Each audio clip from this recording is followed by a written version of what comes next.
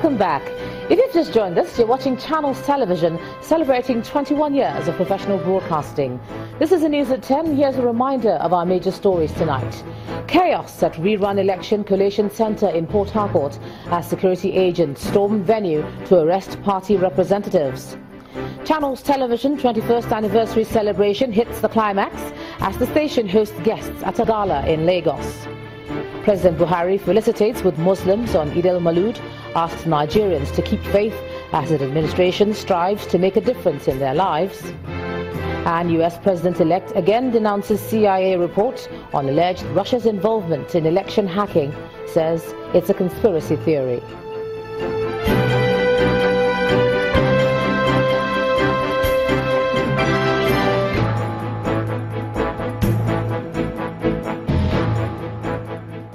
Just a quick reminder to you that all our top stories are on our website, channelstv.com, and on youtube.com/channelsweb. And do log on to m.channelstv.com to view us live on your mobile device. You can also download the Channels TV app for Android, iOS and Windows phones from their respective stores. Besides the news and updates, the Channels TV app has an eyewitness feature. We encourage you to use it to share those pictures, videos or news of happenings around you. Just install the app, then tap and swipe to reveal the eyewitness menu and follow the instructions. Now, the former Vice President Atiku Abubakar is insisting that restructuring Nigeria's federal system is the way to ensure a more vibrant and prosperous community and country. Now, according to the former Vice President, who was speaking at a forum in Abuja on Nigerian federalism, he says secession and resource control by sections of the country is not the solution to the challenges Nigeria faces today. Our correspondent Amaka Okafor reports. It's a gathering of academics, politicians and Nigerians from every walk of life. They are here to discuss federalism as practiced in Nigeria. Former Vice President Atiku says the kind of federalism practiced in Nigeria is due for restructuring, but not the way small groups in the country are clamoring for it. We must acknowledge that agitations for most states across the country, the clamor for more federal takeover of state institutions, and the clamor for local government autonomy, e.g. autonomy from state governments, are inconsistent with establishing a viable and well-functioning federal system. We already have too many weak and unviable states. The former Vice President says the over-centralized nature of Nigeria's federalism may be working for some elites, but not for all Nigerians. He says there is a need for change if some of these agitations are to be minimized or stopped. After 50 years of unitary federalism in bracket, we are now in a position to clearly see that it has not worked well for us.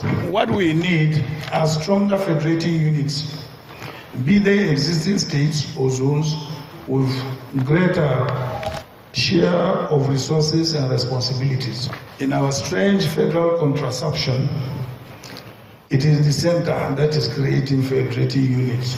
Can you imagine? Giving them money and monopolizing most power and resources. Thus, our state governments are no longer performing as federating units. Rather, they currently seem like dependent provinces of the central government in Abuja.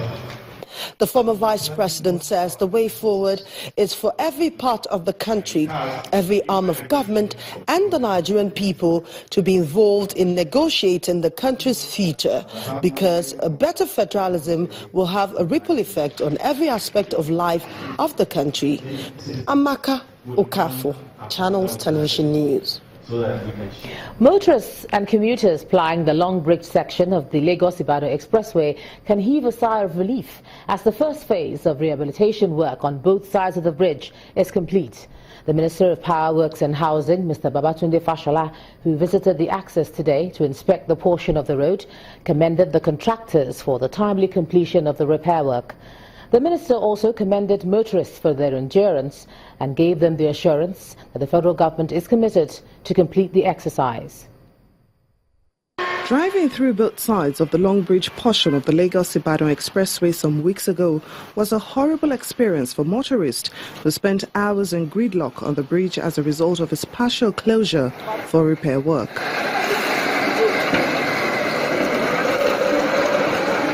The first phase of rehabilitation of the bridge is complete, a few days to the deadline. The Minister of Power, Works and Housing is visiting the axis to ascertain the report of its completion by the contractors of the project. First, he is presented with technical details of rehabilitation work on that axis. So first we regulate the asphalt, the surface, and then we come back with 2 layers of very coarse with that modified asphalt.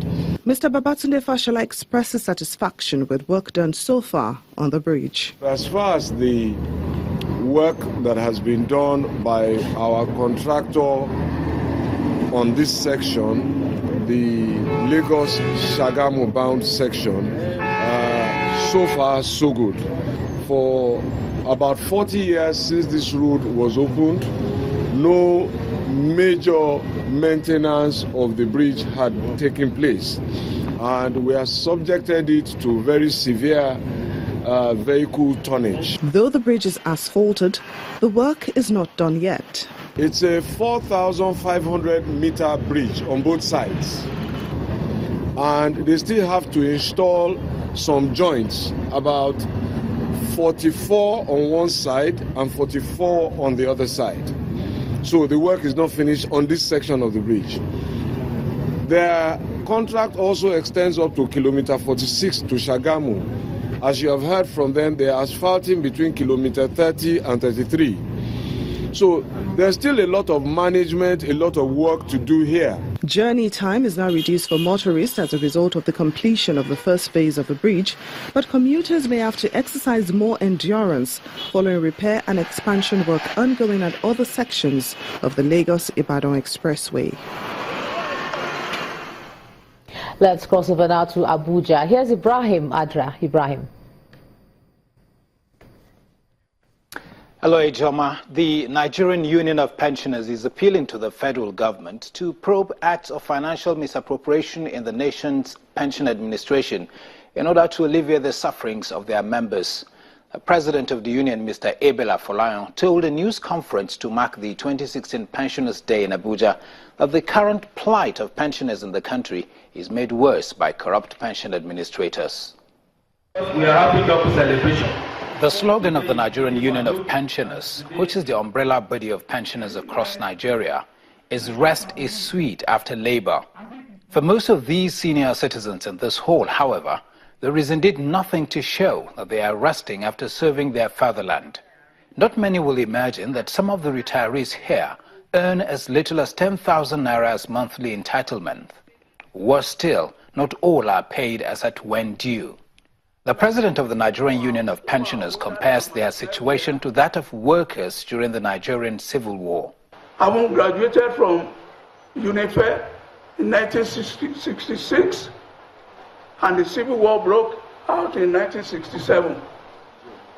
It was so bad, nobody was paid for 3 months all over the country. Those of us who are working then can remember.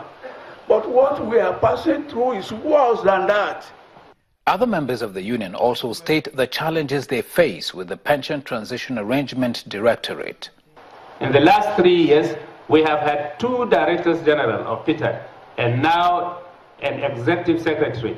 These changes have undoubtedly affected the conduct of the verification exercise and the payment of the arrears of 33% pension increase.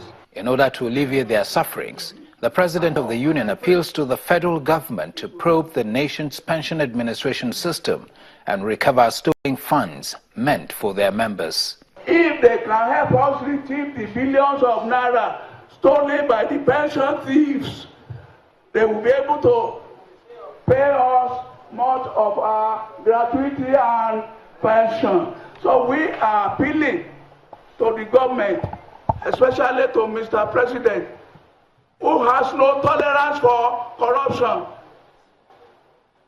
to get these people, wherever they may be on this globe, whether Dubai or Southeast Asia or Latin America. America will not tolerate them. Latin America, to bring them back home, or those who are at home, they should come out all our money stolen by these people, retrieve the money, and use the money to pay your gratuity and pension. December 12th every year is set aside as Pensioners' Day. It's a day to reflect on the plight of very senior citizens who have served their country well. For majority in this hall, however, the day has become a day to share their grief after retirement. Now to security matters. The Nigeria police says it has arrested the 10-man gang connected to the kidnap of the wife of the governor of the Central Bank of Nigeria. According to a statement by the Force Public Relations Officer, the alleged ringleader Umar Abubakar was trailed to Minna, Niger State, and arrested on December the 9th after several weeks of intelligence gathering. Assuring the public of the determination of the police force to ensure public safety, he asked citizens to be vigilant and provide useful information that may help in the discharge of their duties.